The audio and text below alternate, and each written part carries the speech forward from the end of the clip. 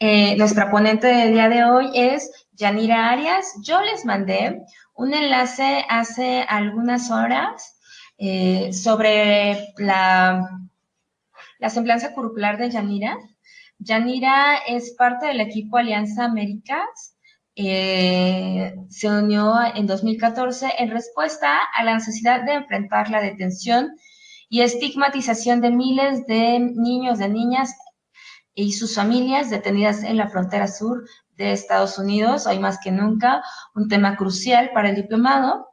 Ella es gerente de campañas de Alianza Américas, es salvadoreña y tiene más de una década de experiencia en el campo de la salud pública, con especial experiencia en movilización, la participación comunitaria, organización comunitaria y el desarrollo de capacidades para mejorar la gestión de recursos y estructuras para hacer frente a las disparidades de salud y a las estructuras de justicia social. Quizá algunos de ustedes se preguntarán por qué una clase de redes en un diplomado de primeros auxilios psicológicos. Para nosotros, desde el diplomado, es crucial no solo la parte de fortalecer habilidades de intervención, sino también de generar comunidad, ¿no? Y gran parte de la generación de comunidades, especialmente a nivel regional, es poder conocer qué otras instituciones o qué otras personas están haciendo cosas parecidas a lo que nosotros estamos haciendo y poder vincularnos. Entonces, el año pasado, Yanira fue una de nuestras ponentes en el cuerpo docente del diplomado. Este año tenemos el gran gusto de que nos acompañe y pues bienvenida Yanira. Yo voy a cerrar micrófonos y cámaras y los dejo con Yanira. Muchas gracias, Asya, y gracias a todas y todos por la paciencia y por la espera. También es un gran placer estar con ustedes y sobre todo un honor para nosotros colaborar siempre con Iniciativa Ciudadana en los esfuerzos que llevan día a día. Y pues comenzar por decirles que les felicitamos por el trabajo que cada una de ustedes y de ustedes en sus países de origen, ciudades de origen, están llevando a cabo por la defensa, el acceso a la equidad, acceso a la salud, defensa de derechos humanos y sobre todo pues tratar de construir una vida más digna para las comunidades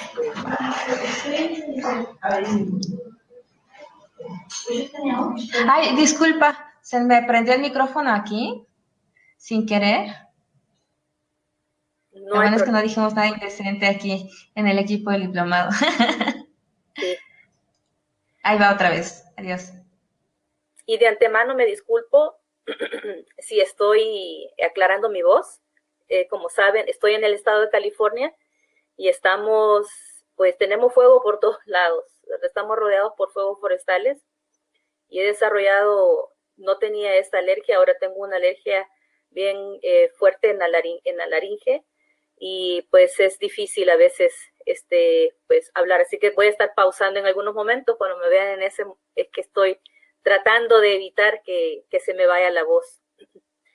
Pero bueno, vamos a aprovechar este espacio, como dijo Asya, a tratar de entender la importancia de por qué el trabajo en redes nos ayuda a todas y todos a elevar y a maximizar no solo recursos, pero también a conectar agendas, sobre todo porque cuando estamos hablando de injusticias e inequidades, tenemos que ir hacia las raíces que generan estos tipos de problemas. Si estamos hablando acerca del acceso a al debido proceso, o si estamos hablando a que debe de haber acceso a la salud, o si tenemos que hablar acerca del derecho a la migración, ¿por qué todas estas comunidades tienen algo en común? Comunidades de bajos recursos, en género también, cuáles son las comunidades más afectadas por este tipo de problemas y cuáles son las respuestas de los estados principalmente, que son ejecutores de los sistemas de violencia o de abuso o de violación de derechos humanos, ¿verdad? Entonces, y que por ello, cuando nos conectamos no solamente a esos puntos y entendemos las raíces, también nos ayuda a poder mejor atacar los problemas con unas propuestas que nos ayuden a mejorar política pública y por ende la calidad de vida de nuestras comunidades. Y voy a hablarles un poco acerca de quién es Alianza Américas. En la próxima 40 minutos, una hora, pues vamos a tratar de compartirles no solamente quiénes somos nosotros, pero vamos a hacer un repaso acerca de cómo ha sido, por lo menos en la experiencia de los Estados Unidos, y probablemente también cuando hable de los Estados Unidos, de lo que es un vistazo histórico sobre lo que ha sido la migración, la historia de las comunidades migrantes, y la implementación de diferentes políticas anti-inmigrantes, xenofóbicas y racistas cada vez que ha habido una nueva ola migratoria. En específico, vamos a estar compartiendo de una de las leyes más severas, más dañinas, que han cambiado por completo lo que es la imagen de la persona migrante, de persona a un sujeto criminal.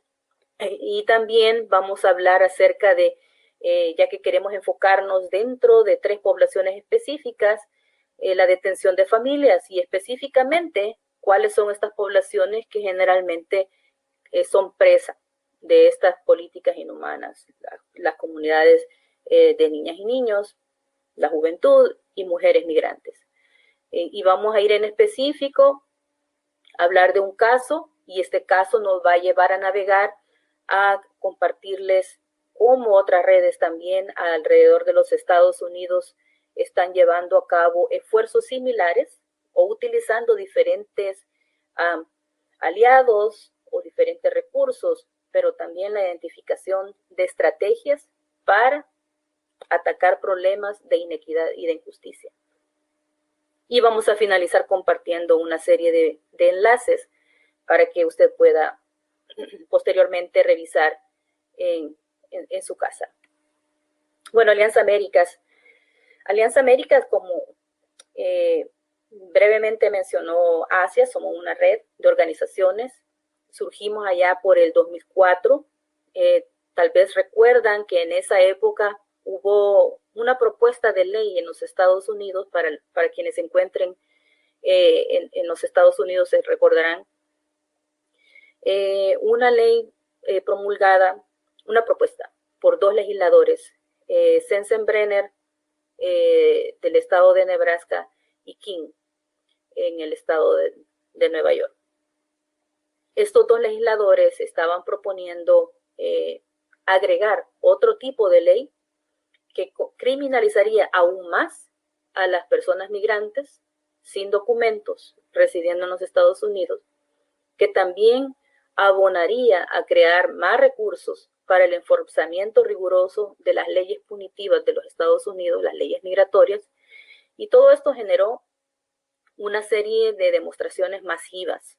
Podrán haber visto fotografías de miles de personas marchando el mismo día en Nueva York, en Los Ángeles, Chicago, que se llamó como la primavera del renacer del gigante dormido. A todas esas marchas que en su mayoría personas indocumentadas se movilizaron junto con organizaciones. Ese fue como el momento, el catalizador que ayuda a que diferentes organizaciones que ya estaban presentes en diferentes estados de la nación, de los Estados Unidos, convergiéramos en una mesa de conversación. Si estábamos siendo efectivos y efectivas haciendo el trabajo en cada una de nuestras ciudades, ¿qué significaría si nos involucramos como red? ¿Cuál sería el beneficio de elevar esas voces? ¿Cuáles serían los resultados de tener un impacto de incidencia al interior del Congreso? ¿Cuáles serían también los impactos directos hacia la comunidad, las comunidades que representamos? Y en ese entonces nacimos como lo que se llamaba Alianza Nacional de Comunidades Latinoamericanas y Caribeñas. Era bien largo el nombre, y recientemente, en el 2015,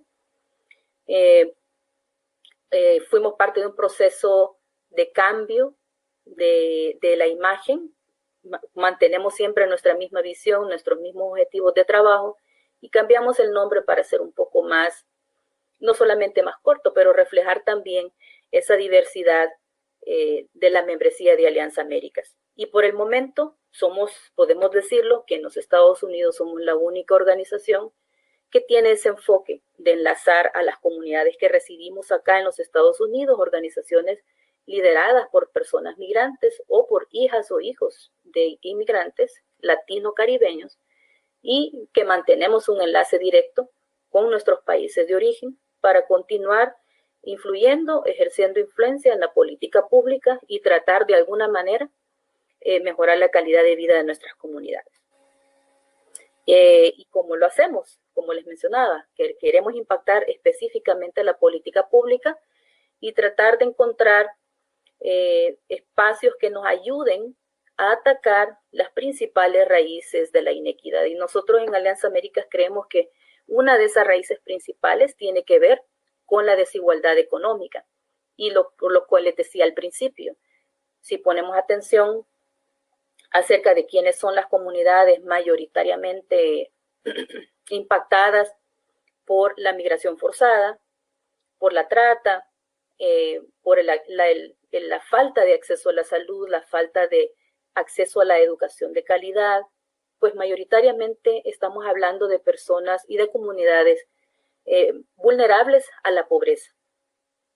Y entonces creemos que cuando atacamos o conversamos acerca de qué es lo que origina la inequidad económica, podemos tener un poco más de efectividad para atacar estos otros temas que les acabo de mencionar, incluyendo para quienes están en esta presentación, les interesa mucho lo que es la salud mental, ¿verdad? Sabemos que la salud mental también está conectada a diferentes factores que pueden exacerbar los problemas o que también ocasionan el impacto a la salud mental de una persona.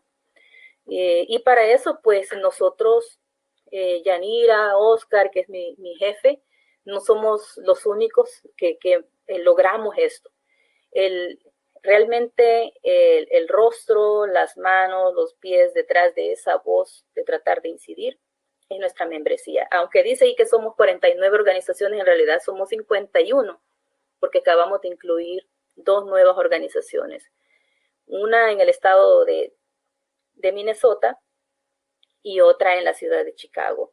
Y pues estas 51 organizaciones estamos presentes en 3 estados, incluyendo el distrito de Columbia o Washington, D.C.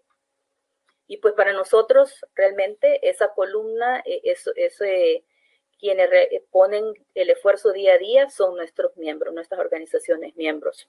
Y como les mencioné, nos interesa mucho la justicia económica, la justicia racial, social, las políticas de migración de sentido común y humanas. Nos oponemos rotundamente a políticas que están enfocadas en lo que es criminalizar el derecho a la migración, en políticas que restringen la migración de una manera segura y digna, y en políticas que se lucren de encarcelar, detener y deportar a personas migrantes. El compromiso cívico transnacional y participación es algo muy fuerte, como les mencionaba. Las voces de nuestras organizaciones miembros hacen una gran diferencia, pues son los que día a día están llevando a cabo el trabajo en sus ciudades de origen, basadas acá en los Estados Unidos, y nosotros somos el puente que les permite continuar en contacto con sus oficiales en sus países de origen, con organizaciones de sociedad civil, pero sobre todo con la comunidad misma, con sus paisanos, con sus paisanas en sus países de origen. Y para el caso, pues también tenemos un enfoque muy fuerte en lo que es la protección de las y los niños, las familias a través de las fronteras. Creemos que las familias son sagradas, es un núcleo que debemos de cuidar, y que los eventos de la injusticia económica, la injusticia racial y la desigualdad social principalmente tienen un efecto detrimente en la dignidad y la vida o el futuro de niñas y niños y las familias. Y como trabajamos en este momento, bueno, más adelante les voy a compartir acerca de una delegación que se encuentra en Honduras y El Salvador. Las delegaciones educativas es una serie de diálogos que organizamos tanto con organizaciones de base comunitaria en los Estados Unidos, con aliados, organizaciones aliadas, podrían ser organizaciones cívicas, organizaciones basadas en la fe, pueden ser oficiales electos y gobiernos locales también, tanto acá en los Estados Unidos como en la región. Creemos que ese intercambio que debe haber no solamente entre oficiales de gobierno, pero también entre sociedad civil, lo que hace la diferencia si queremos incidir en cambiar política pública. Tenemos un instituto de liderazgo que no lo incluye ese vínculo al final, pero se lo voy a enviar a Asia para que también lo puedan tener, que es muy similar a este esfuerzo que tienen ustedes, aunque el instituto únicamente congrega a lideresas y líderes de los Estados Unidos. Esperamos en un futuro poder también ampliarlo fuera de los Estados Unidos e incluye diferentes módulos para el desarrollo de destrezas, para el análisis, pero sobre todo para que las personas que se inscriben en el Instituto de Liderazgo puedan ocupar esa plataforma para hacer el ejercicio de proponer, de identificar sugerencias para cambiar los problemas más sensibles de las localidades donde están trabajando. Abogacía en Red, creemos que si bien la voz de una organización hace una gran diferencia y es necesaria, especialmente en localidades donde a veces solo existe una organización que es el megáfono, es el micrófono para darle voz a las personas sin voz, ¿verdad?, que están vulnerabilizadas por la inequidad. Creemos que el trabajo en red es lo esencial para poder llevarlo a una plataforma más grande e incidir de manera más profunda en la política pública. Y sobre todo las estrategias de diplomacia. Entendemos bien que al final del día también debemos de generar vínculos para comunicarnos con oficiales electos, tanto acá en Estados Unidos como en la región de las Américas.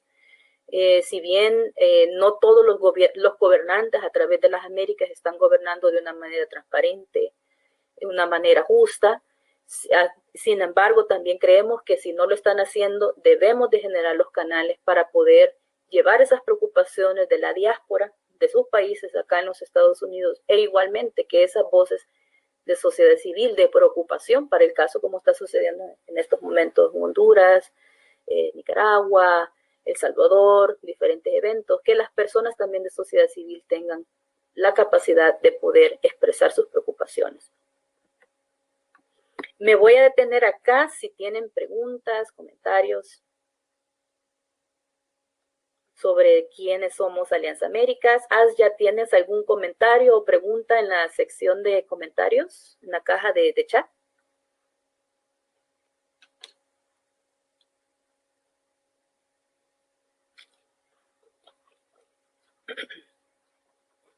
Bueno, continuamos. Vamos a dar un breve repaso. Esto es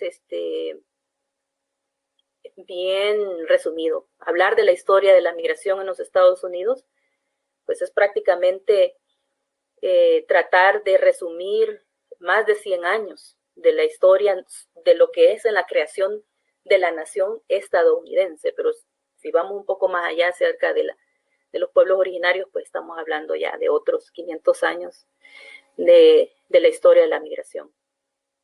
Y pues acá en las imágenes que les comparto son diferentes momentos en la historia de los Estados Unidos, desde la llegada de las personas en los barcos de Europa, la comunidad europea, que llegaba buscando esperanza porque habían escuchado que en esta parte del continente, al otro lado del océano, habían oportunidades de empleo, había oportunidad de construir una vivienda digna, oportunidades para que sus familias pudieran vivir de una manera digna. Y aunque no lo podemos, cuando la vean, cuando tengan acceso al PowerPoint, podrían ampliarlo y ver los cientos de personas que están en el barco que aparece a la parte izquierda superior de su pantalla. Pues no es tan distinto de lo que vemos ahora en la migración a través del corredor migratorio, desde el norte, desde el sur de las Américas hasta el norte. Y ahora también, pues, le decía yo el otro día a mis colegas en Alianza América, que quizá Ricardo Arjona en algún momento hizo algo profético al decir si el norte fuera el sur. Entonces ahora estamos viendo también una gran migración, desplazamientos humanos en las mismas naciones del sur hacia otros países, de venezolanos hacia Ecuador, hacia Perú, y pues también lo está viendo Brasil, los desplazamientos de diferentes comunidades. Y la otra imagen que le quería compartir aparece en la parte superior derecha. Si se recordarán, en la parte de la historia de los Estados Unidos, cuando se encontraban en guerra con Japón. Eso fue durante el mandato del presidente Franklin Delano Roosevelt. Y en ese entonces, pues, ocurrieron muchos hechos de violencia. Entre uno de ellos, pues, hubo un ataque de aviones japoneses a una parte específica de un territorio que valga la pena mencionar, un territorio ocupado por los Estados Unidos y que fue bombardeado por aviones japoneses. A raíz de eso, el presidente en ese entonces, Roosevelt, firma una orden ejecutiva. Y en esa orden ejecutiva ordena de que toda persona de ascendencia japonesa y también japoneses migrantes asentados en los Estados Unidos sean reubicados en campos de concentración y se llevan en específico en el oeste del país. Y estamos hablando de familias que ya tenían años de estar establecidas, familias japonesas, con hijos nacidos acá, y se les obliga a dejar todas sus pertenencias, casas, vehículos, muchos dueños de negocios, y llevar lo que podían, lo que les cabía en una maleta. Y se les ubicó en centros de detención, campos de concentración, en áreas completamente aisladas, en áreas desérticas, en áreas de montaña, que eran casas que no tenían la suficiente necesidades, no estaban acondicionadas. Algunos los reubicaron en momentos en los que entraba el invierno, no había suficiente calefacción, acceso a agua potable o acceso a ventilación cuando llegaban los meses de calor. Pasaron casi más de 4 años y ahí pues estábamos viendo lo que en una parte de la historia de los Estados Unidos en lo que se obliga, en muchas ocasiones se separó a familias, ¿verdad? Algunas familias en California, otros miembros se los lleva al estado de Utah.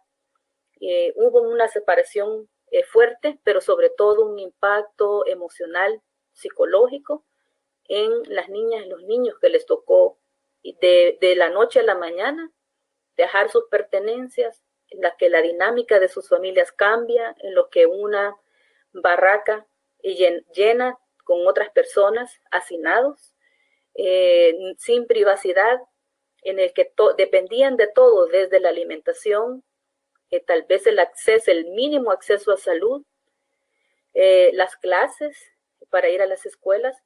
Crearon también escuelas adentro de estos campos de concentración. Era que lo que es el ataque a las comunidades siempre ha estado presente en la Estados Unidos. Y con eso paso a la siguiente imagen. Aquí pues específicamente habla de ciertas propuestas de ley que fueron pues creadas en diferentes momentos en los que habían asentamientos de comunidades extranjeras. En específico, la mayoría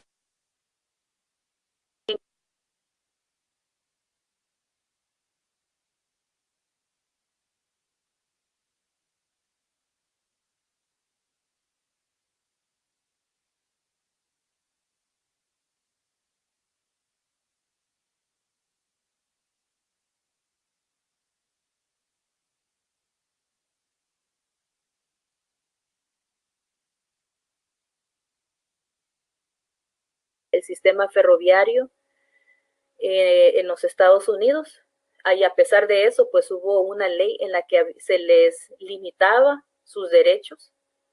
La operación Wetback o la operación Mojados del 54, en el que a pesar de que cientos de miles de mexicanos y mexicanas trabajando duro como en los campos de cultivo, pues se abusó de ellos tanto en acceso a salario digno, de beneficios, protección laboral y también el limitarles la oportunidad de poder quedarse en los Estados Unidos de manera permanente y muchos de ellos fueron deportados. La otra es la proposición 187 en California, que esta fue más reciente, a principios de los años 90.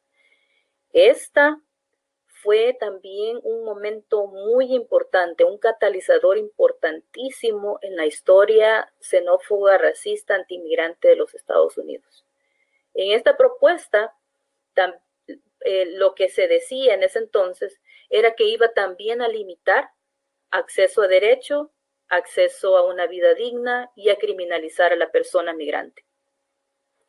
Esta propuesta de ley pasó en el estado de California y pasó con un buen margen de votantes del estado de California. Por supuesto, años después fue revocada. A medida hubo cambios en la legislatura estatal de California, pero el daño ya estaba hecho. Tanto así que, aunque lo está ocultando el logotipo de Alianza Américas, pero la siguiente ley de la que le vamos a compartir es esta, que voy a pasar acá de una vez, fue en el 1996, la Ley de Reforma y Responsabilidades de Inmigrantes Ilegales y de Inmigrantes, conocida como IRIRA, y que básicamente esta ley lo que se enfoca es, y que es la que les menciono, que por los pasados 30 años ha sido la ley más severa, más inhumana, más xenófoba, y que al momento es la que ha creado la infraestructura perfecta para que cada presidente, después de la firma de esta ley en 1996, que valga la pena, fue firmada por el presidente Bill Clinton, porque en ese entonces el Congreso estaba dominado por el Partido Republicano, la Cámara Baja, la Cámara Alta, y el presidente era demócrata. Pues él quiso llevar el mensaje de que a pesar de que era demócrata, iba a tener mano dura y que iba a utilizar esta ley para tratar de encontrar una manera de suavizar un poco la relación con los legisladores republicanos que dominaban ambas cámaras y que le permitieran de alguna manera gobernar. Claro, firma esta ley y hubo muchos legisladores que sabían que esta ley iba drásticamente a cambiar lo que iba a ser el destino de la persona migrante en ese momento asentada y las futuras generaciones. Y pues en esencia esta ley busca, como dice en la diapositiva, la exclusión, el castigo y la discriminación de la persona migrante. Y aquí brevemente le resumo lo que esta ley, el corazón de esta ley. Los delitos menores fueron reclasificados como delitos agravados cometidos por una persona migrante. Elimina la suspensión de la deportación. Antes de la ley del 96, antes del IRIRA, una persona inmigrante indocumentada o residente permanente podía tener acceso a la representación para suspender su deportación. Esta ley lo elimina. Imposición de nuevas cargas financieras para los peticionarios de solicitudes legales de residencia permanente. Significa que si antes del 96 los costos, aunque eran ligeramente altos para personas de muy bajos recursos, pero todavía eran asequibles, pues esta ley lo incrementa y logra pues que cada año con año hayan más incrementos en los costos de solicitudes para residencia permanente. Y por supuesto, esto no es una medida aislada, ¿verdad? Es muy a propósito, porque estamos hablando que las comunidades que quieren buscar aplicar para una residencia permanente no son comunidades de muchos recursos, sino la mayoría de muy escasos recursos. La imposición de reingreso de 3 a 10 años en caso de residencia ilícita en los Estados Unidos. Esto se refiere a que, por ejemplo, una persona que entró de manera irregular, una persona que entró con un visado de turista a los Estados Unidos y que se quedó más del tiempo que dice, en el que le permite su visa de turista de residir temporariamente como visitante turista en los Estados Unidos. Cuando la persona entra, se mantiene de manera que violenta pues ese permiso por cada 100 días, por 100 días que haya pasado residiendo luego de ese permiso de la visa, tiene 3 años, y si es detenido o detenida, tiene 3 años en los que no puede entrar a los Estados Unidos de ninguna manera. Y más de 180 días la persona está, también se le prohíbe la entrada a los Estados Unidos. Y igualmente para las personas que han entrado caminando o entraron cruzando el río, que no entraron por un puente fronterizo a los Estados Unidos, lo mismo aplica. De 100 días que de haber estado presentes en los Estados Unidos de manera irregular, el castigo de 3 años de no poder entrar a los Estados Unidos o 10 años de más de 180 días. Y quisiera explicarles lo del visado de turista, lo que se le llama en inglés el overstay.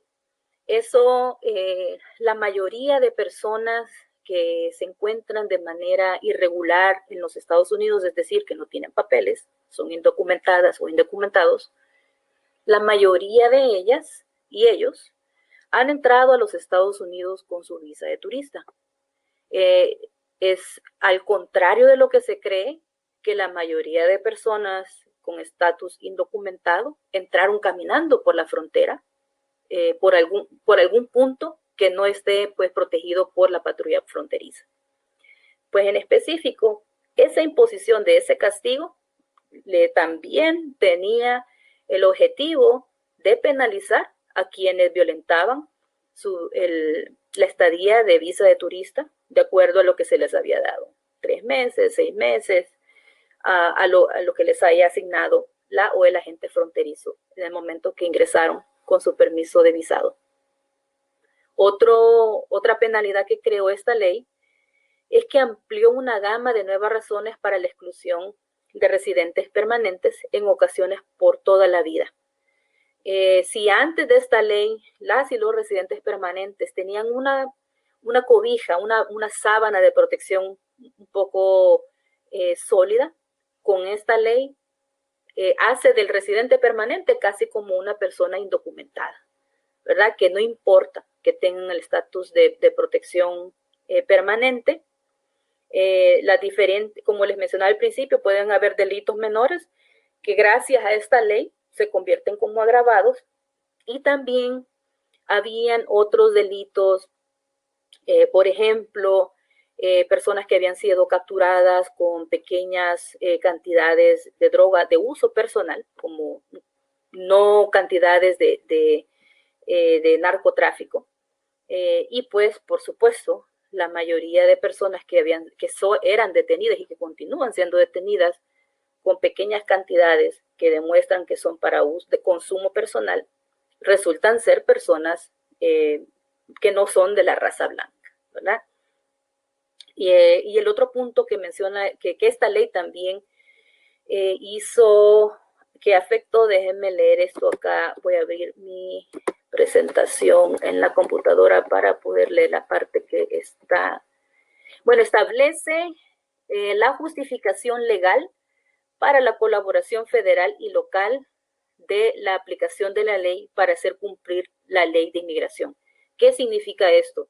Habrán escuchado, para quienes viven acá, lo que son los acuerdos 287G, o que la policía colabora con las autoridades migratorias, o que ahora se le llama la polimigra, es decir, que ya no se sabe si son policías o si son agentes migratorios.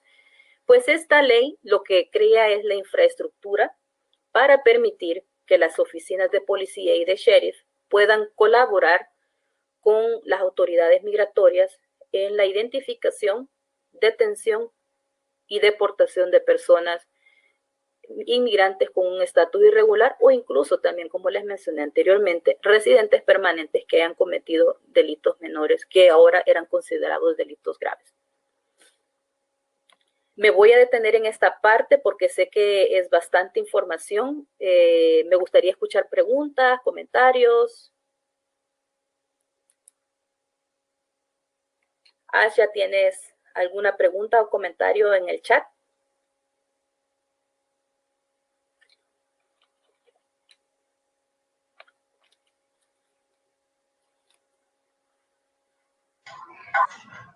Parece ser que no tenemos preguntas referentes a esto particularmente, Yanira.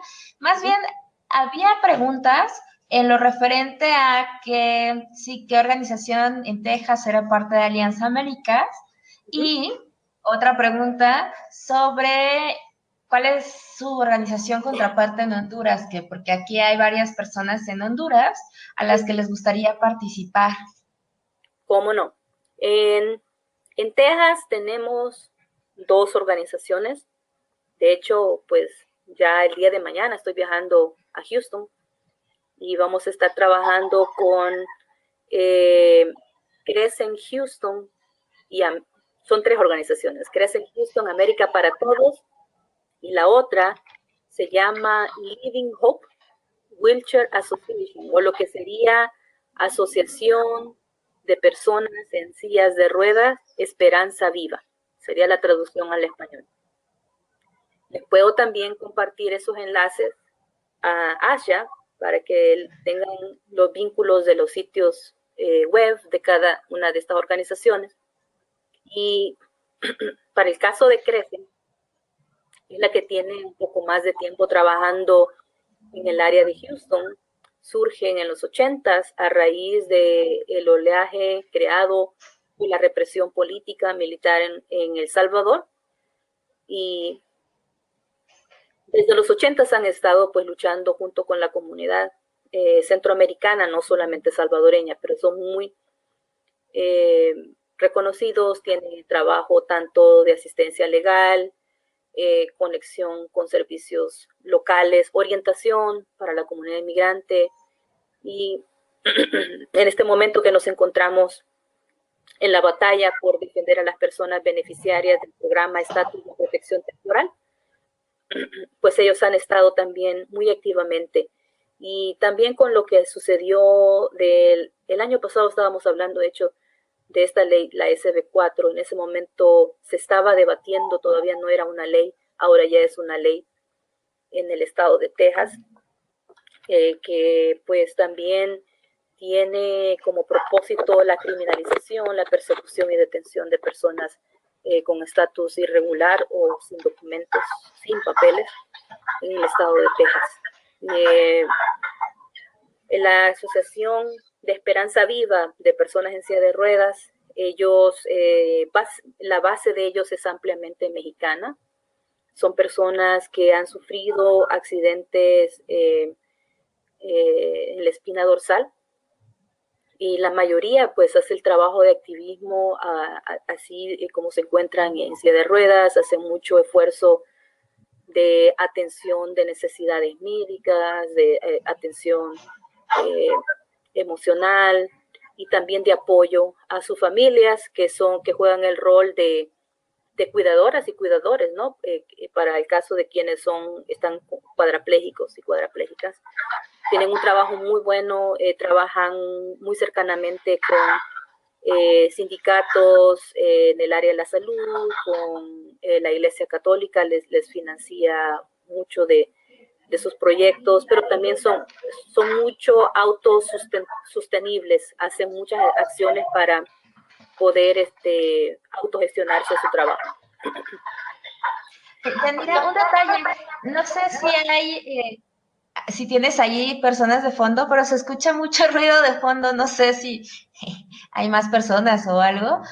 Ahí si nos pueden ayudar, por favor, porque se escucha un poquito confundida tu voz, pero es por el sonido de fondo que no sabemos qué es. Sí, bueno, yo estoy solita acá, nada más me acompaña mi botella de agua, que me estoy tomando mis tragos de agua para aclarar la voz. Pero sí estoy escuchando el ruido también, no tengo idea de dónde viene el ruido. Ay, qué fantasmita que se nos coló. Bueno, Sí, voy a cerrar voy a cerrar el micrófono. ok, gracias.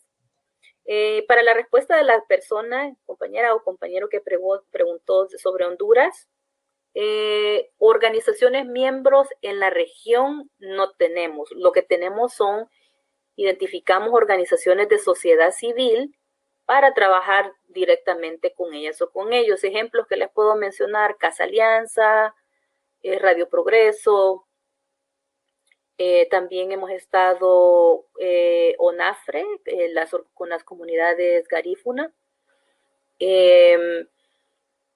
Por medio de nuestra organización miembro, Organización Negra Centroamericana y Hondureños contra el SIDA, que son los que tienen un fuerte trabajo con las comunidades garífuna a lo largo y ancho de Centroamérica.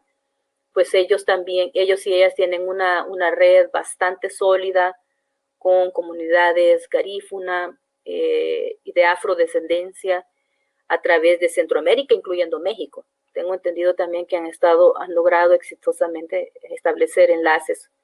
Y pues para quienes tengan interés de hacer ese enlace directo con la organización garífuna a la que me estoy haciendo referencia acá en Estados Unidos, y que pueda hacer el puente con ustedes en Honduras, con mucho gusto igual, le puedo enviar esa información también a Asia para que esté en contacto directo con Mirta Colón, que es la directora de Hondureños contra el SIDA, que no solamente hablan sobre el tema del VIH y el SIDA en Honduras, hablan muchos temas de necesidad impactando las comunidades hondureñas, y podemos también conectarle con Patricia Montes, que ella es la directora de Centro Presente. Ella está basada en la ciudad de Boston, pero es hondureña, una activista bastante comprometida, con muchísima presencia en Honduras. Ha trabajado fuertemente con Radio Progreso, que ella ha sido una de las que nos ha enlazado con la organización ERIC también en Honduras. Y en el lado de la Florida tenemos a la compañera Isabel Vinent, también hondureña cubana, y pues ella es la directora de operaciones de la Coalición de Inmigrantes de la Florida, pero es muy activa también en el trabajo con Honduras.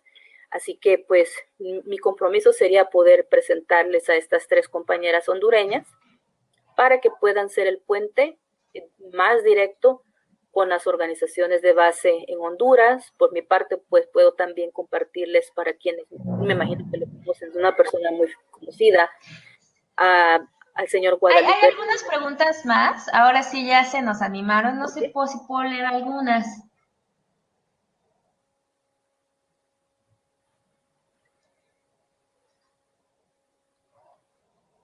¿Tu sonido se perdió, Aya?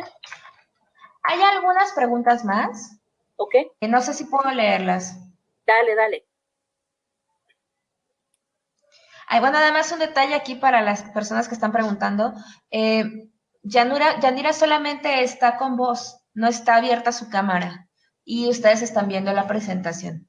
No es ningún tema de conexión. Lo explicamos hace ratito y eso delata que por ahí se nos despistaron algunas personas. Bueno, las preguntas son, si reciben casos de personas que son deportadas para poder ayudar a cobrar su pensión. Otra pregunta de Perla del Ángel, que si puedes comentar brevemente cómo trabajan el tema de la justicia económica, racial y social. Y Perfecto. hay una tercera de Alejandra Benítez. ¿Cuáles son los pasos que debe seguir la familia cuando un inmigrante es detenido? Bueno, la primera pregunta sobre las personas deportadas. Lo que hacemos en el trabajo de incidencia y de diplomacia hacia la región es de comunicarnos directamente con los ministros del exterior o ministras encargados de política exterior de los diferentes países en el área centroamericana y también en México, para cuando tenemos conocimiento de casos, informarles directamente, pero también informar a organizaciones que sabemos que están llevando el trabajo de atención para el recibimiento de personas deportadas o retornadas. Y les menciono pues el caso de Casa Alianza, que ha sido uno de los referentes más cercanos, en el caso de Honduras, en el caso de El Salvador. Lamentablemente no tenemos un centro formal de recibimiento, está en el aeropuerto internacional, pero instituciones que tengan un área programática para eso, no. El gobierno tiene ciertos fondos para un recibimiento y para una integración, pero no es tan comprensiva, no es tan integral. Pues resumiendo, nos contactamos directamente con entidades de gobierno relacionadas a los asuntos migratorios en el exterior, en los países correspondientes, y con organizaciones de sociedad civil. Con respecto a la ayuda a personas que han sido, en ayuda económica para personas que han sido deportadas, igualmente eso se conversa directamente con las organizaciones en el área. Y como les acabo de mencionar, si los gobiernos, la mayoría, no tienen, hay un albergue en Honduras que no recuerdo cuál es el nombre, que es el que es operado por el gobierno de Honduras, y hay otro que es administrado por una orden de hermanas en el área de, me parece que es de Tegucigalpa. Tenemos entendido que las que están mejores organizadas, con una manera más integral de atención a la persona deportada, incluso hasta que han desarrollado su propio sistema para ir capturando esos datos de manera más organizada. Es el refugio o el centro de recibimiento que no es del gobierno de Honduras, sino del que está administrado por la orden de estas hermanas. Y pues lamentablemente esto depende de si las instituciones de gobierno tienen o no los recursos, pero la mayoría eso es lo que siempre comentamos a las instituciones de gobierno, de la amplia necesidad de destinar fondos que ayuden no solo a decir, sí, mándenos a la gente de regreso, sino que a qué condiciones, cuál es la infraestructura, cuáles son los programas, de qué manera hay un acompañamiento de seguimiento desde el día 1 hasta el día en el que la persona logre identificar oportunidades para pues realmente integrarse en espacios de trabajo, en espacios de acceso a salud, de acceso también pues en el área de económica, si era el pilar económico de sus familias allá en su país de origen y han sido deportada o deportado. Ese es un desafío que todavía no se ha logrado hasta el momento solventar. Por eso les decimos que debemos continuar insistiendo, que no solamente sean acompañar esas voces de reclamo de la sociedad civil de los respectivos países, y que las voces de acá, llevar oficiales electos también desde aquí, de la región, porque Estados Unidos destina fondos para ciertas áreas a los países centroamericanos de atención. No queremos que sean fondos para incrementar la militarización, incrementar o para financiar estructuras que al final pues favorecen a la corrupción, a continuar la corrupción o la represión hacia el pueblo de los diferentes países centroamericanos. Y si alguien comenta aquí, María José Lozano por las hermanas escalibrianas, correcto, ese es el centro y que está muchísimo más organizado, un trato más humano, que realmente pues las personas, nuestras delegaciones que han ido, vieron la diferencia de lo que fue el recibimiento en ese centro escalibriano versus a lo que es el albergue administrado por el gobierno. Y la tercera, cómo logramos lo que es luchar por la justicia económica racial, es llevar las voces, ¿verdad? Por ejemplo, para el caso de las comunidades afrodescendientes, pues hay una amplia, continua desplazamiento y se están quitando las tierras, ¿verdad? Las comunidades que han estado asentadas por muchísimos años. Pues llevamos las historias de acá, de personas que se han visto forzadas a migrar y que ahora ya tienen, ¿verdad? Un estatus migratorio, pero que pueden continuar monitoreando la ola de más personas de ascendencia afrodescendiente de la región centroamericana que siguen siendo desplazadas y que pues al final del día la opción que tienen es migrar para poder sobrevivir. Igualmente para el caso de las comunidades hondureñas, salvadoreñas o mexicanas, también es importante que llevamos las voces de las y los líderes de las organizaciones miembros de Alianza Américas que pueden compartir de historias concretas, de testimonios de personas que han estado migrando, que continúan migrando hacia los Estados Unidos y cuáles fueron las razones. En esencia, las historias son el recurso más importante para tratar de incidir en los espacios donde se toman las decisiones. Y lo otro también es garantizar que en sociedad civil que está allá en los países de origen, realmente pues elevar esas voces de denuncia, traer esas voces de denuncia en específico al Congreso acá en los Estados Unidos o a ciudades o hacia aliados donde tienen el interés de también sumar sus voces para ejercer presión a legisladores estadounidenses que continúan pues votando para financiar la región de México, la región centroamericana y también el sur de América, y que esta política exterior de los Estados Unidos continúa exacerbando o generando la infraestructura de esos sistemas de inequidad. No sé si les sorprenderá, muchos de ustedes sabrán que a veces hay legisladores que votan por una propuesta de ley que no la han leído acá en el Congreso de los Estados Unidos y que muchas veces el contenido de esas propuestas de ley tienen un resultado desastroso para las comunidades más pobres en los países de las Américas y pues por supuesto que traen beneficios generosos y millonarios para los grupos de poder que continúan pues incrementando la desigualdad económica. ¿Y cómo es la manera de poder contrarrestar eso? Es educando a los mismos legisladores, que muchas veces como les digo, no saben ni por qué están votando y tampoco no saben cuáles son las consecuencias que esa propuesta de ley, luego de convertirse en ley, cuáles son los resultados. Y por eso lo llevamos a la región para que vean los impactos de las políticas que ellos han aprobado, los financiamientos. Parece que también hay otras compañeras y compañeros que están teniendo problemas de conexión. Muchas gracias, Nilda. Sí, tengo algunas preguntas más.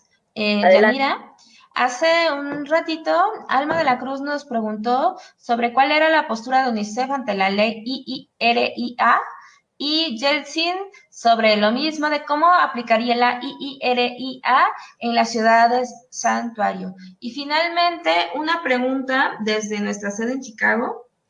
Esa no está aquí en el Big Market. Lo que ellas preguntan es ¿cómo apoyan en el área de salud mental a las personas retornadas que han sido separadas y dejaron a su familia en Estados Unidos? Sí, gracias.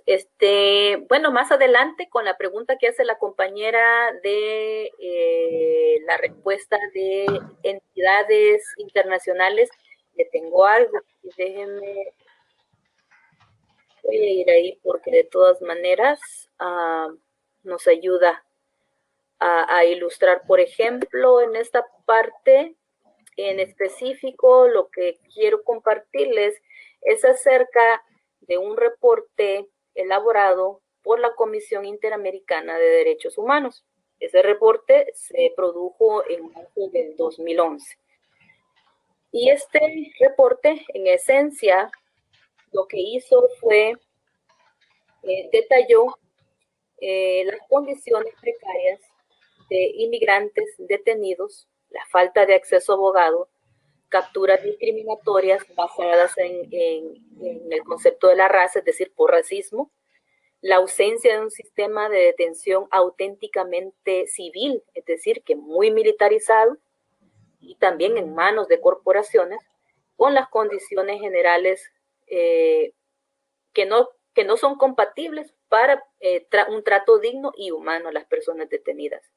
También el reporte encontró que se recurre con frecuencia a contratistas privados sin que se cuente con información suficiente sobre los mecanismos de supervisión. Es decir, que aquí les dan la plata y nadie está pues realmente supervisando ni a dónde se va la plata y el tratamiento que se le da a la persona detenida. Muchas de estas cárceles que están en esta diapositiva fueron, estas cárceles auditadas por la comisión, fueron creadas o reformadas, entre comillas, bajo la administración del expresidente George W. Bush, el Bush hijo, como le digo yo, el Bushito. Y esto pues entre los años 2001 al 2009. Pues, y les he puesto en negrilla, resaltado ciertas palabras que utilizan estos contratistas para denominar, para llamar a los centros de detención. Todos estos centros de detención están bajo lo que es la administración de ICE o la administración de control y de aduanas de los Estados Unidos. Y como ven, algunos de ellos recurren a utilizar la palabra refugio, shelter, otros recurren a utilizar lo que es la familia, el nombre Family Residential Center, que no tiene nada de residencial, centro residencial para familias, y otro que utiliza lo que es la frase, la palabra education service, servicios de educación para menores no acompañados, un refugio de servicios de educación para menores no acompañados.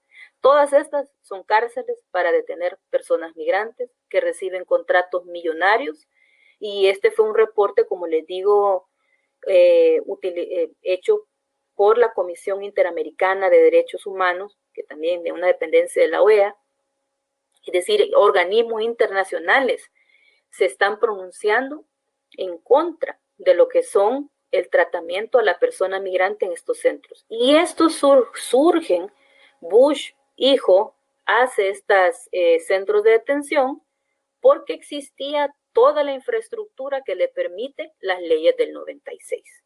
Es decir, no hay restricción, sino más bien cada presidente ha llegado y ha dejado un legado, tanto o de más centros de detención, más recursos, más militarización y, por supuesto, la deshumanización, la violación de los derechos humanos de niñas, niños, madres, jóvenes y de toda la persona migrante, comunidades LGBTQ también.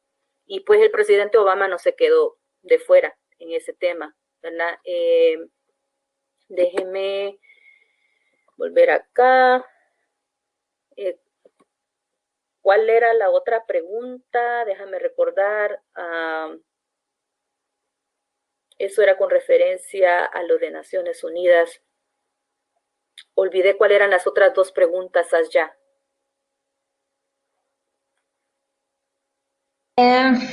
Sí, ¿cuál es la postura del UNICEF ante la ley IIRIA y cómo aplica la IIRIRA en la ciudad de Santuario? Y tengo un par más, si me permites, te las voy a poner por acá.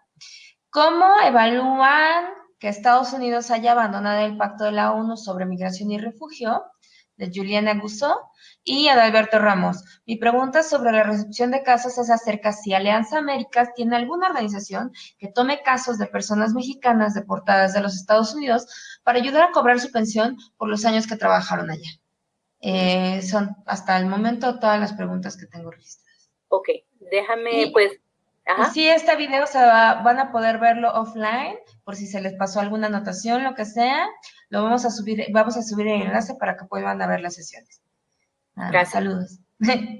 Con lo de UNICEF, por eso les mencionaba lo de la Convención Interamericana de Derechos Humanos. UNICEF todavía no tengo conocimiento que sea un pronunciamiento, pero sin embargo las Naciones Unidas sí ha estado pues enviando misiones también de observación a lo que es la frontera, a la región fronteriza. También, de hecho, hay misiones en los países de las Américas para monitoreo de las condiciones en las que son retornadas las personas. Si bien no está por la UNICEF la declaración, pero hay diferentes instancias pues asociadas a Naciones Unidas que pues han elevado sus voces de rechazo a esta política de las leyes del 96 o IRIRA. En cuanto a cómo esta ley impacta a las ciudades santuarios, impacta pues definitivamente. Pero por eso se crean, ¿verdad? Las leyes, las ciudades santuario, que muchas de ellas surgen a mitad, principios de los 80s, para proteger a muchas de las personas que huyeron de la violencia, de la inestabilidad de la región centroamericana, pues continúan siendo santuarios no solo para centroamericanos, sino para cualquier persona inmigrante sin estatus regularizado o sin papeles. Esta ley, pues definitivamente el problema es que genera mucha discreción para agentes migratorios, para jueces de migración. Es decir, si lo que decíamos anteriormente, que si antes la persona tenía las posibilidades para poder luchar contra la suspensión de la deportación, esta ley le da más discreción, es decir, más poder en las manos de los jueces o incluso de los agentes migratorios para pues tomar la determinación de deportar a personas. Y si bien las ciudades santuarios lo que piden es que no haya colaboración entre entidades de la agentes de policía o personal de oficinas de sheriff que no colaboren con ICE, con la migra, la realidad es que también estamos conociendo de casos en los que sí se efectúan detenciones dentro de instalaciones federales o incluso dentro de las cortes, ¿verdad? Que son espacios que prácticamente ellos tienen su propia dinámica de funcionamiento y que por lo tal las leyes de santuario no aplican adentro de estos espacios. Y sí hemos escuchado pues de personas que han llegado para su chequeo rutinario, para reportarse con el oficial o la oficial migratorio que le corresponde para continuar adelante, para quienes tienen lo que se le conoce como un parol humanitario o una dispensa de salida bajo fianza, o para las personas que están en el proceso de aplicación para solicitar asilo. Algunas de estas personas pues sí han sido detenidas y en algunos casos han sido pues deportadas. Y sí, tiene un impacto. Como les digo, esta ley en esencia lo que da es poder, da discreción de decidir al oficial migratorio, al juez migratorio, y muchas veces antes de llegar al juez, los agentes migratorios tienen el poder para determinar de deportar o mantener encarceladas a las personas de manera indefinitiva. Para el compañero que preguntaba sobre las pensiones, en este momento hay una congresista en Nueva York, se llama Nidia Velázquez. ella de alguna manera va a intentar hacer cambios a la ley del Seguro Social. Como sabe, una persona indocumentada también hace contribuciones al Seguro Social por medio de un número específico asignado, un mecanismo asignado a personas sin estatus migratorio que pueden contribuir. También personas que están bajo el programa de estatus de protección temporal, chicos o chicas bajo el programa de DACA, también contribuyen a lo que es el sistema tributario o al sistema del Seguro Social. Ninguna de estas personas, por ley, no podemos, y digo podemos porque soy una beneficiaria del programa de estatus de protección temporal, TPS, no podemos acceder a esos fondos que hemos contribuido al Seguro Social porque no somos residentes ni ciudadanos estadounidenses. Pues esta congresista está tratando de efectuar cambios a una propuesta de ley que se lleve al piso, tratar de encontrar otros apoyadores que se sumen a ella para iniciar un debate a cambiar lo que es la ley del Seguro Social, que no se ha cambiado por muchísimas décadas. Y eso de alguna manera pues tratar de que sea un mecanismo de justicia para quienes han sido deportadas y deportados luego de décadas de estar contribuyendo en los Estados Unidos y que de alguna manera puedan solicitar esos fondos. Claro, en este momento es una idea de la congresista, todavía tiene que formular la propuesta de ley y como les digo, será una propuesta que va a introducir, pero que la acojan o la den la bienvenida las y los el resto de legisladores en ambas cámaras, no sabemos cuál va a ser. Va a ser un proceso largo de cabildeo interno y también para tratar de lograr el cambio de la ley del Seguro Social.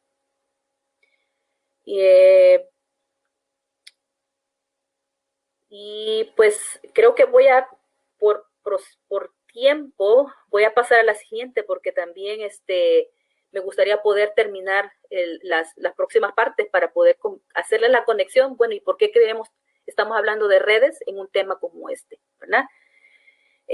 La detención de familias no es un tema nuevo, ¿verdad? Como les venía explicando, se recuerdan el caso de las familias japonesas, de ascendencia japonesa, pues es uno de los tantos, no fueron unos, han habido más, pero lo que estamos viendo en la frontera en este momento es pues algo que los Estados Unidos ha estado desarrollando de manera bien sistemática, organizada, con recursos, y pues la mayoría de las familias que estamos viendo que están llegando a la frontera vienen huyendo de situaciones de represión, de inestabilidad, de pobreza, violencia de género, extorsión, de la violencia de Estado. Y pues cuando le mencionamos lo de la ley del 96 o IRIRA, que crea la infraestructura para que se creen este nuevo tipo de centros que en el 96 todavía no habían, ¿verdad? Estábamos hablando de que en ese entonces todavía no habían, pero que llega Bush hijo y sí crea los centros de detención para menores no acompañados, para familias que llegan con sus niños. Pues en la llegada del presidente Obama, todavía el presidente pues abona dentro de su legado lo que es la creación de centros de detención para familias. Y tenemos pues ahí unos que son muy conocidos, que fueron pues en eso pues se abrieron los centros de detención administrados por la Oficina de Aduanas y Control Fronterizo, que es ICE, por las siglas en inglés. Se encuentran tanto en el estado de Texas, uno en la ciudad que se conoce como Karnes, ese está a unas 50 millas al suroeste de la ciudad de San Antonio, y otro en la ciudad de Dilley, es a 70 millas al sureste de San Antonio. Y también hay otro en Pensilvania, que se llama Berks.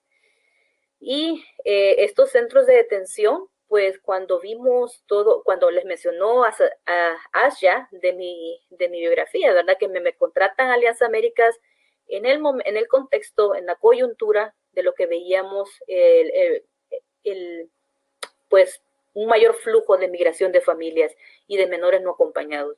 Pues Obama, en lugar de pues de generar los recursos y entender y escuchar los casos de petición de asilo, pues él decide que la resolución es abrir centros de detención para familias.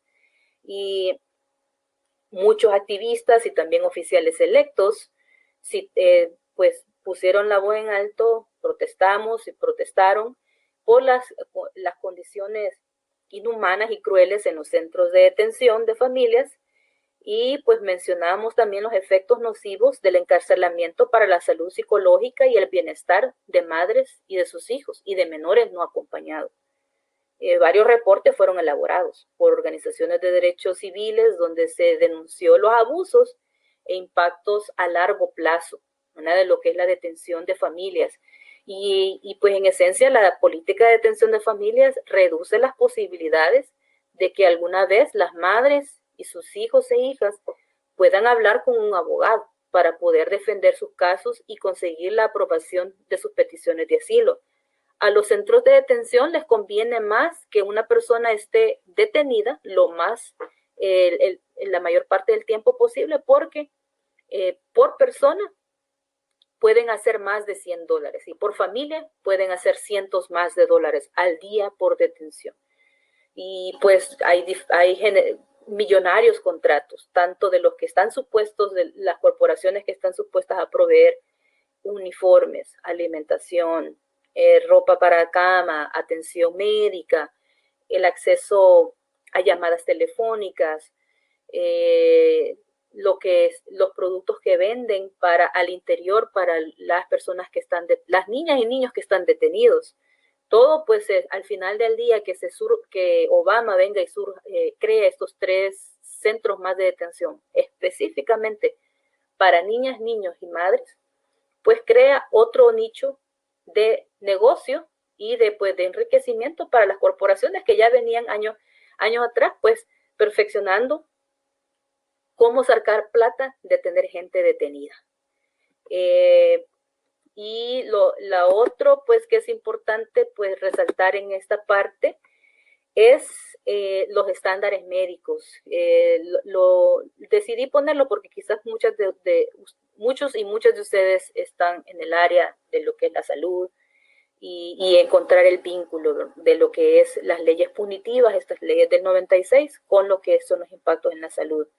Y esto es parte de un reporte elaborado por una organización que hace mucho, lleva la pista de los maltratos de los centros de detención. Y en este reporte generado por la red de monitoreo de centros de detención, que sería en español, que es Detention Watch Network, y menciona, ¿no?, que no se satisfacen las necesidades de atención médica de manera oportuna, no se remite a las personas a proveedores de servicios médicos especializados, ¿verdad? No se contrata especialistas como parte de las corporaciones que reciben el contrato para proveer asistencia médica. No hay personal médico adecuado. La información importante sobre las condiciones médicas de las personas, especialmente cuando son trasladadas de un lado a otro, no hay información entre un centro y el otro. Es muy común que las personas detenidas, desde niños hasta adultos, sean movidos de centro en centro por 2 razones. Uno, continúa extendiendo la detención, más plata para las corporaciones y los centros de detención. Lo otro, para continuar limitando las oportunidades que si hay un abogado o abogada que está actuando pro bono o de manera gratuita o a bajo costo, pues pueda continuar la representación para el debido proceso de los casos de asilo. Y pues la falta de información también, si una persona sale de un centro de detención y va con una condición crónica, no espere que esa persona va con su carpeta y del doctor y para que le entregue al siguiente, completamente no. Esta persona va sin ese récord y peor si no hay especialistas o personal médico adecuado, la persona pues con seguridad van a sufrir un agravamiento de la condición por la cual está siendo afectada o afectado. No hay una evaluación adecuada de las diferentes enfermedades.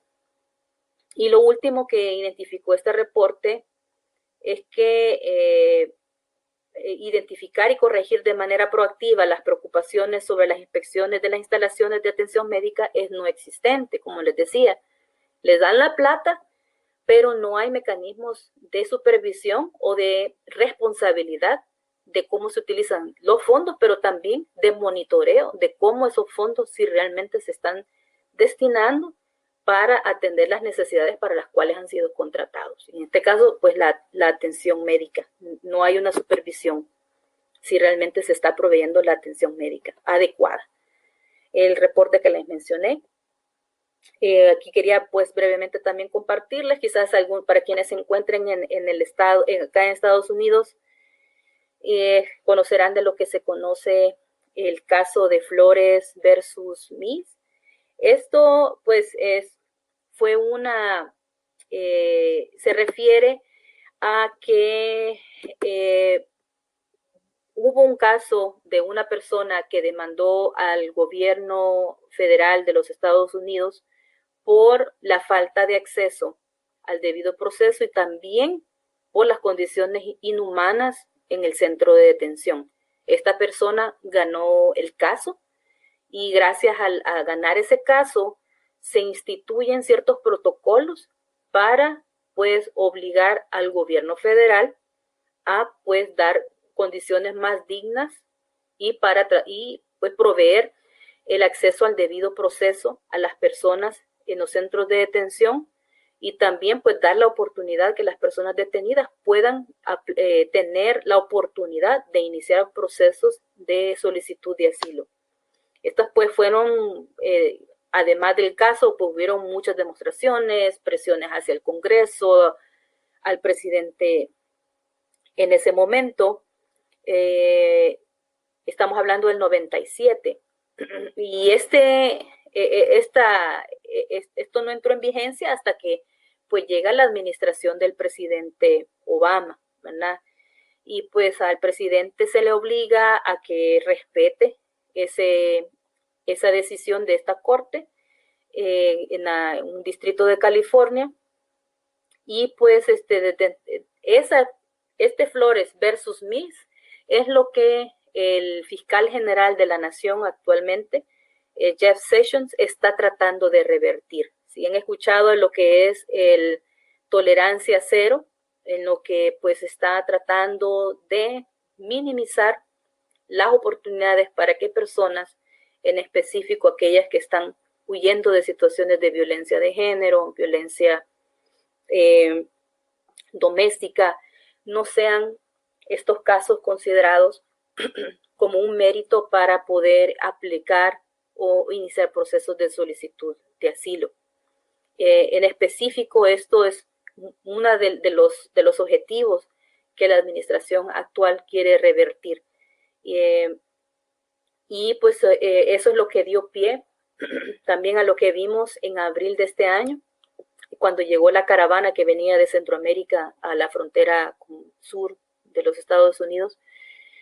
Pues precisamente en ese contexto la administración Trump decide pues implementar este protocolo del fiscal de la nación y pues lo que fue una orden ejecutiva también del presidente Trump de pues separar las familias y que luego pues tuvo una respuesta fuerte de Naciones Unidas. En ese momento ocurría, ya me acordé de otra de las preguntas, alguien preguntó qué es lo que pensamos del retiro de Estados Unidos de las mesas de negociaciones de Naciones Unidas con respecto a la mesa de derechos humanos.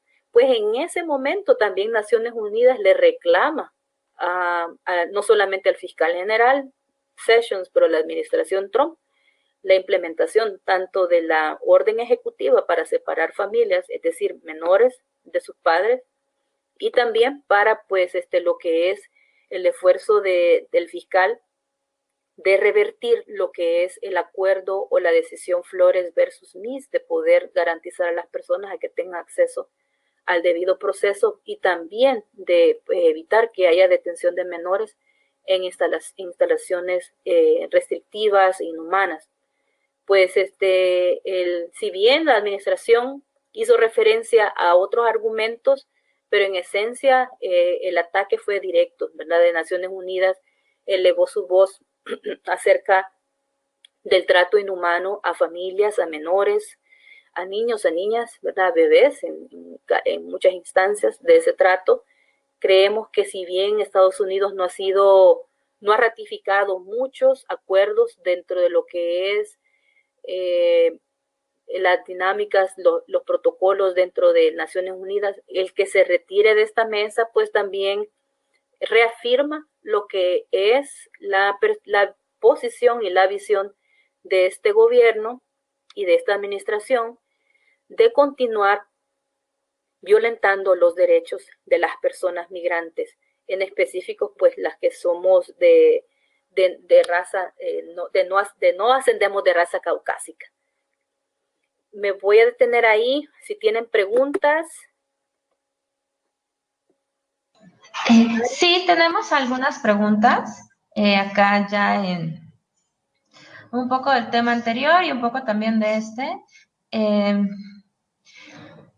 Habla sobre si, dice Jeris Alejandra Salgado, sabemos que el uso de los centros de detención viola los derechos humanos y como alternativa se están usando brazaletes electrónicos. ¿Qué opinión tienes sobre el uso de estos? Otra, ¿qué tan familiarizada estás sobre el tema del refugio? Algunos migrantes preguntan que si solicitando refugio en México, posteriormente pueden ingresar a Estados Unidos y solicitar allí refugio. Otra pregunta, si el protocolo de Estambul es entiendo que si preguntan si el protocolo, en el marco del protocolo de Estambul, es pertinente documentar casos de tortura y de maltrato de los centros de detención. Que si sabes si en Estados Unidos se usa el protocolo de Estambul. Y finalmente, los casos de abusos de poder, denigración o maltrato de las autoridades y centros de detención pueden aplicar para obtener residencia por víctimas de delito. Hasta este momento son las preguntas que tengo. Bueno, una última más, si me permites. Que si trabajan ustedes de Alianza Americana de manera conjunta con consulados o representaciones diplomáticas. Es todo. Gracias. Voy a comenzar por las últimas dos, porque las siguientes las voy a contestar con el caso específico de una familia nicaragüense que va con muchas de las preguntas que acaban de hacer. Las dos últimas, que si trabajamos de manera conjunta con consulados o representaciones diplomáticas. Lo que hacemos es llevar las recomendaciones o documentar casos de el trato inadecuado o trabajo ineficiente, falta de recursos, de consulados de los diferentes países acá en los estados, consulados de México o de Centroamérica acá en Estados Unidos. Para el caso, un ejemplo, ahora que tenemos pues la amenaza de la potencial terminación de lo que es DACA y pues ya escucharon la terminación de TPS para ya todos los países centroamericanos. Una de las cosas muy importantes para cada familia que está tratando de prepararse, no le estamos diciendo prepárese para irse, prepárese para tener una serie de documentos que le ayuden para pues los siguientes pasos en la esperanza de que encontremos una solución legislativa definitiva o permanente.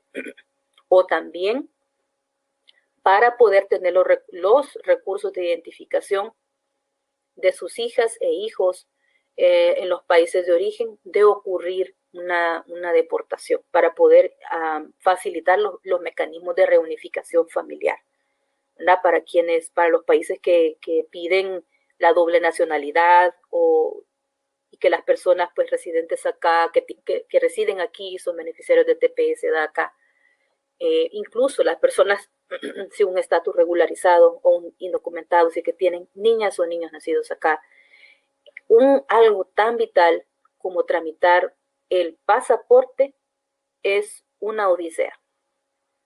Porque para el caso del consulado de El Salvador y Honduras, que están basados en la ciudad de Nueva York, no necesariamente solamente sirven a Nueva York, también deben atender a más de 7 estados en la parte noroeste de los Estados Unidos. El de El Salvador debe de atender, además de Nueva York, Nueva Jersey, Connecticut, Massachusetts, Vermont, New Hampshire y Maine. Y estamos hablando, pues estos estados no son distancias en las que usted va a tomar un autobús o un tren público y va a llegar el mismo día.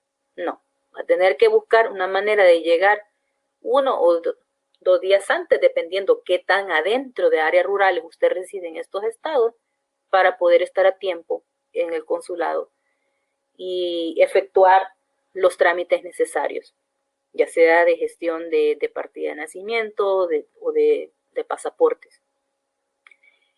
¿Cuál es el problema? Que exista solamente un consulado depende de que no existen los recursos necesarios dentro del gobierno de El Salvador o de Honduras, para el caso, para poder abrir nuevas oficinas consulares en otros estados.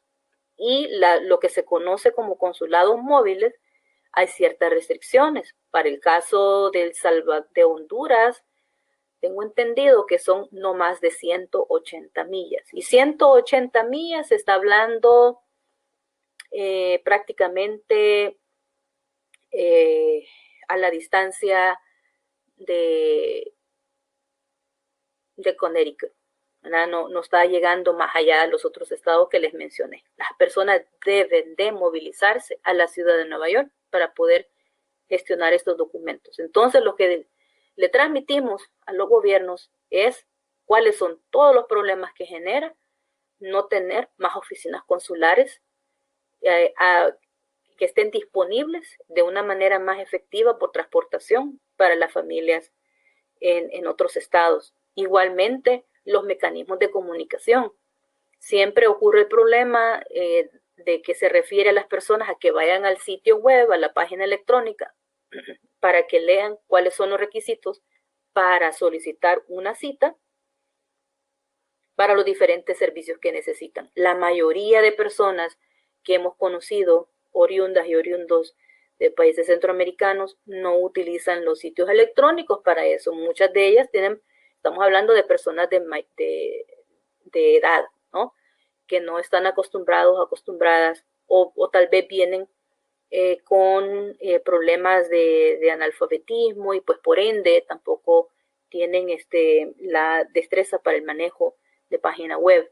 Y en muchos casos estas personas se dejan ir a los consulados y pues son tratados de manera grosera, sin entender pues cuáles son las razones de fondo, que esta persona llega sin hacer una cita.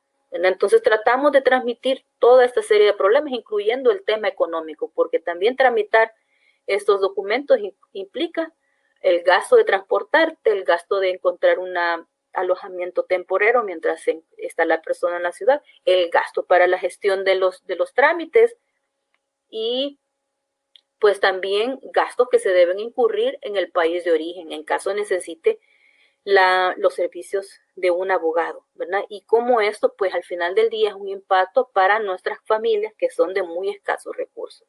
Recordemos, como nuevamente les dije, la mayoría de los que miran a los Estados Unidos no vienen de paseo, vienen para tratar de encontrar una oportunidad y mejorar la calidad de vida de su familia. Pues por ende estamos hablando de familias de muy escasos recursos que a pesar de tener un empleo acá, no estamos hablando que tienen pues la calidad o cantidad de dinero de familias ricas en los Estados Unidos. Pues tratamos de contar esas historias, reportar estos temas, también reunirnos con los ministerios en los países correspondientes para que entiendan la importancia de cambiar cómo han venido funcionando los sistemas consulares. En cuanto a lo que era las otras preguntas de asilo en México, de violencia y de lo de el acuerdo de Estambul. Se los voy a contar por medio de esta historia. Esta familia es una familia de 10 personas, pero nada más están viendo 4 con los rostros protegidos, ¿verdad? Porque estas personas todavía no han iniciado un proceso de solicitud de asilo. Es una familia nicaragüense y ellos y ellas salieron en noviembre del año pasado. Si bien hemos escuchado la situación de Nicaragua desde abril a la fecha, pero las condiciones en Nicaragua han estado sucediendo la inestabilidad ya por muchos años, pues esta familia fue objeto de violencia policial y fue la razón por la cual salen con pruebas, con documentos para tratar de solicitar asilo en México. Y se van con la esperanza de llegar a México, pues claro, pero como estamos hablando que es una familia de escasos recursos, a lo que recurrieron fue a vender las pocas propiedades que tienen y también a poner como garantía las propiedades, su casa, ¿verdad? Que no estamos hablando de una mansión, pero que para una persona de escasos recursos, su casita es su refugio, ¿verdad? Entonces, de esa manera, pues logran conseguir el dinero con el compromiso de devolver ese dinero en 5 meses. Y estamos hablando de que les cuento que salieron en noviembre del año pasado y toda esta travesía les llega a México, donde pasaron varios meses, cerca de 3 meses, tratando de gestionar una solicitud de asilo, la cual les fue negada. Claro, todo ese camino en esa ruta migratoria fueron objeto de extorsiones, casi los dividen y los secuestran. Los hombres específicamente pues sufrieron un poco más de abusos, lograron refugiarse en el refugio que administra el padre Solalinde. Por medio de este refugio también les orientaron de varias maneras de cómo tratar de iniciar el proceso de solicitud de asilo, el cual al final todos sus esfuerzos se vinieron hacia abajo porque México les negó el asilo.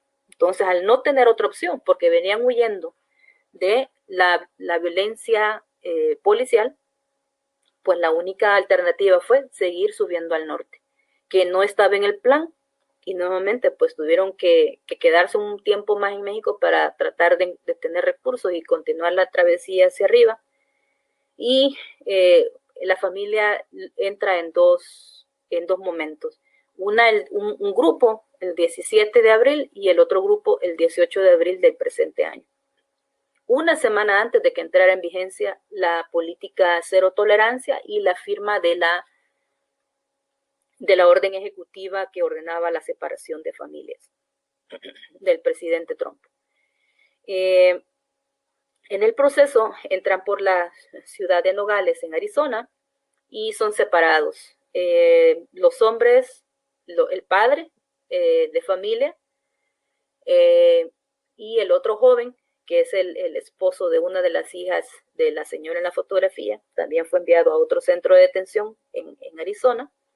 Y las madres también permanecieron por lo menos unos 3 días en uno de los centros de detención en Arizona. Finalmente, luego de unos 3 días, son liberadas y con la oportunidad de poder ubicarse en 2 ciudades específicas para iniciar, para llegar a reportarse a una corte de inmigración. Y pues el reportar es para que les pusieran el grillete. Lo que mencionaba la compañera, que ya lo voy a explicar un poco qué significa los impactos, quién se beneficia y todo eso. Pues entonces las familias son separadas. La familia que ven en la fotografía está en el área donde yo resido, en California, en el norte de California. Han sido, pero antes de llegar en eso, pues lograron recibir el apoyo de Casa Mariposa, de Mariposas Sin Fronteras, el refugio administrado por Mariposas Sin Fronteras. Para quienes les conocen, es una organización LGBTQ que en específico pues ha creado el espacio para proveer apoyo a compañeras transgénero que llegan a los Estados Unidos para, pues, en búsqueda también, ¿no? De solicitar asilo porque han sido violentadas constantemente en sus países de origen. Y pues este refugio abre las puertas para esta madre y para la otra mamá, que es la hija de ella, y su nieta. Y pues pasan ahí una semana. Logramos por medio ahí es donde se crea la red. Nuestra presidenta de la junta directiva conoce a una de las personas en el centro en el albergue de Padre Solalinde, y ahí empieza toda la comunicación. Pues se comunica conmigo, soy la gerente de campañas, es decir, prácticamente lo que yo soy una organizadora comunitaria a nivel nacional, donde están nuestros miembros. Y como sabíamos que una de las familias venía de San Francisco y la otra iba para el estado de Texas, pues ubicamos a las dos organizaciones que sabíamos que iban a colaborar. Creo que estamos teniendo problema con audio, ¿me escuchan? Okay, sí, te escuchamos perfecto. Ok, bueno. Nada más, entonces, aprovecho la interrupción, Yanira, para avisarte, te quedan 5 minutos de clase, lamentablemente. Entonces, un poco como para ir preparando el cierre. Muchas gracias. Sí, entonces con este ejemplo vamos a cerrar lo de las redes. Lo que involucra es que hubo una comunicación entre redes desde del albergue en México con organizaciones de base comunitaria acá, los miembros de Alianza Américas, y que también identificamos recursos existentes. Para el caso, ustedes saben, la ciudad de San Francisco es una ciudad santuario, pues identificamos también qué organizaciones podían, uno, dar asistencia para poder traerlas desde Arizona para acá. Lo otro, y tratar de identificar a dónde ubicar temporariamente a la familia que continúan albergadas con la organización que le recibe, que es una organización que es una Iglesia Unida de Cristo, que es una iglesia de puertas abiertas, y pues ahí se encuentran residiendo desde el mes de mayo, estas personas que lograron, pues, esta familia que ven en la fotografía, pero ha involucrado también la participación de otras organizaciones. Hemos involucrado servidores de asistencia en salud mental para la niña que ven cerca de la compañera blanca que tiene el cartelito que dice que nosotros amamos a los inmigrantes. Y pues esta niña ya está teniendo problemas, mostrando problemas de ansiedad de separación. Para ella es un terror que es ir a la escuela, porque se le imagina que al retornar de la escuela ya no va a encontrar a sus hermanos ni a su mamá. También la comida que le dan en la escuela le recuerda a la comida que le daban en el centro de detención.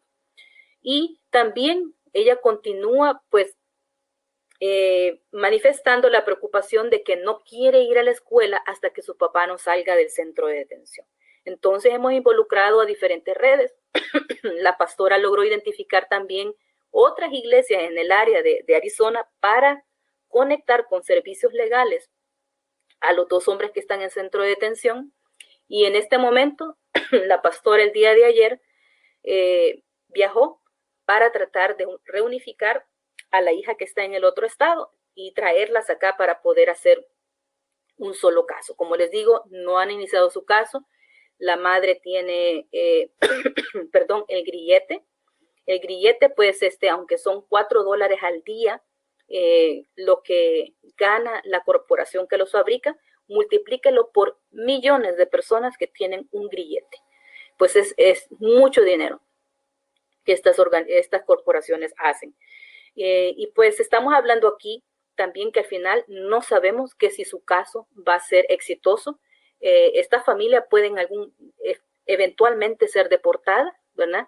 ICE podría tomar la determinación de deportar al padre y al joven que también se encuentra detenido, y también a las señoras. Pero no estamos hablando que les va a deportar inmediatamente. Si decide hacer eso, es posible que ella caiga presa de lo que ya es la política cero tolerancia y posiblemente le vayan a separar de sus hijos. Y pues por eso es importante recalcar que el trabajo en redes hace una gran diferencia, tanto en Estados Unidos como en la región.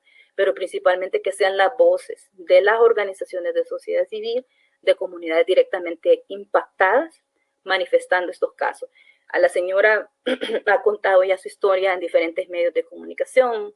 Para quienes conocen a Adela Micha, la entrevistó el día de miércoles, perdón.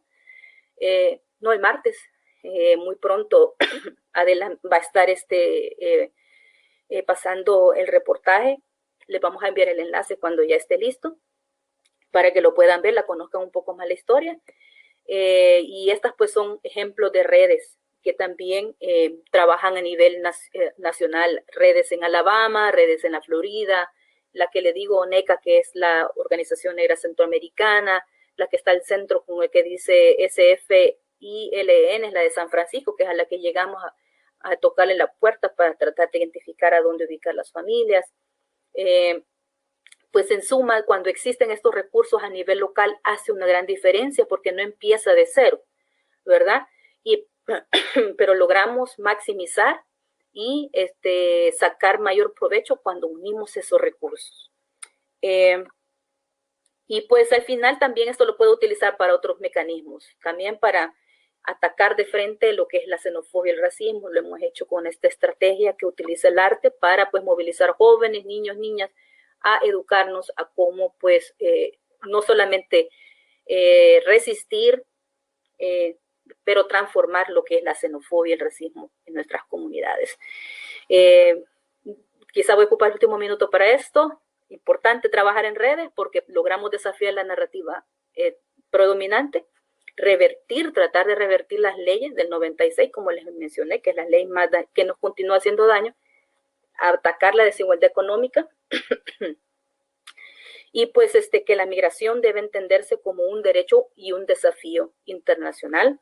Debemos de proponer nuevos enfoques sobre los derechos de los migrantes y sobre todo, pues, que cuando trabajamos con las personas, estamos hablando de personas, no estamos hablando de mesa, de silla, ¿verdad? Entonces, por ende, cada uno de lo que hace sus organizaciones hace una gran diferencia.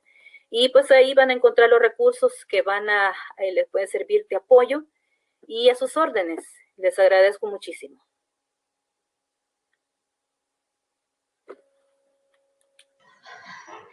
Muchísimas gracias, Yanira. Además, muchísimas gracias también por terminar tan puntual la sesión.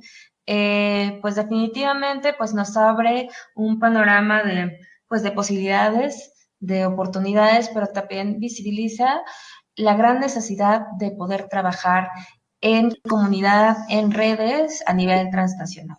Una de las grandes aportaciones del diplomado tiene que ver con saber nuestras limitaciones desde las organizaciones o nosotros como personas, pero estas clases nos abren posibilidades como para poder visibilizar que otras instituciones tienen la posibilidad de hacer cosas que quizá nosotros no, y así poder ir fortaleciendo nuestras redes de apoyo a las personas en situación de movilidad. Muchísimas gracias a todas las personas que se conectaron a esta clase, a esta primera clase del diplomado, primera clase virtual del diplomado en primeros auxilios. Bueno, aquí puedes ver las múltiples felicitaciones. Damaris, tenemos cerradas las cámaras a propósito para mejorar la conexión de internet. Muchísimas gracias, Yanira. No me queda más que desearles una muy buena tarde a todos, todas, e invitarles a que hagan sus tareas, a que participen en el aula virtual y a que si tienen alguna duda, no duden en escribirnos a la cuenta diplomado@iniciativasiudadana.org.mx. Saludos y muchísimas gracias, Yanira. Hasta pronto. Gracias a todos y todos. Adelante en la lucha.